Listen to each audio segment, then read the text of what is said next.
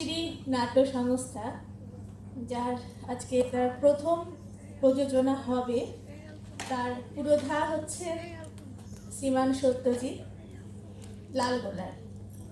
লালগোলার সঙ্গে আমার একটা সুন্দর সম্পর্ক রয়েছে, পুরনো সম্পর্ক। ওই যে প্রাক্তন কতগুলো কথা, তার মধ্যে একটা আমার উপাধি আছে, প্রাক্তন অধ্যাপিকা লালগোলা কলেজ। তো সেই জন্য লালগোলাতে আমি 2006 থেকে 2015 পর্যন্ত চাকরি করেছি।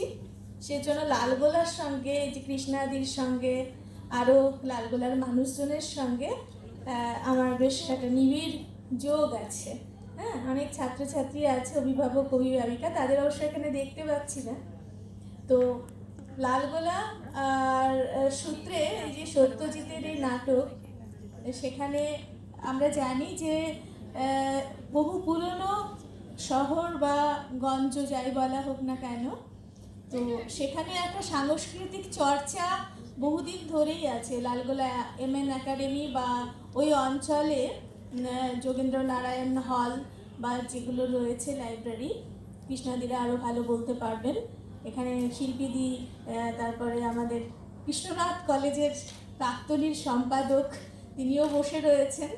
তো সবাই জানেন যে আমাদের এই সম্পর্ক কিন্তু খুব পুরনো, আর সেখানে এরকম একটা সুন্দর সংস্কৃতিবান যারা আছেন, তারা আবার নতুন করে নাট্য চর্চা শুরু করছেন, ভালোভাবে নাটক তৈরি করছেন।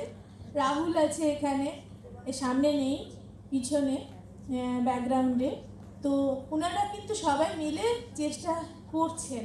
তো আমি এই ধানসিঁড়ি নাট্য সংস্থাকে আমি আমার আন্তরিক অভিবাদন, অভিনন্দন, শুভেচ্ছা এবং ভালোবাসা জানাচ্ছি।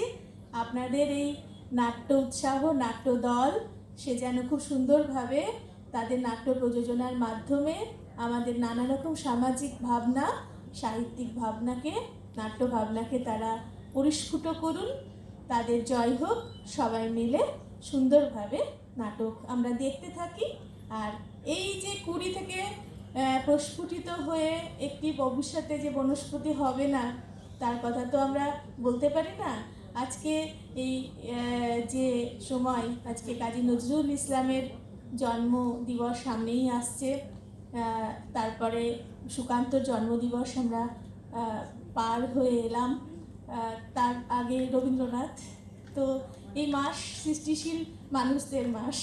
তো তাদের সেই মাসেই আবার এরকম একটি নাট্য সংস্থা ধানসিঁড়ি, সঙ্গে জীবনানন্দের কবিতা থেকে গৃহীত শব্দ।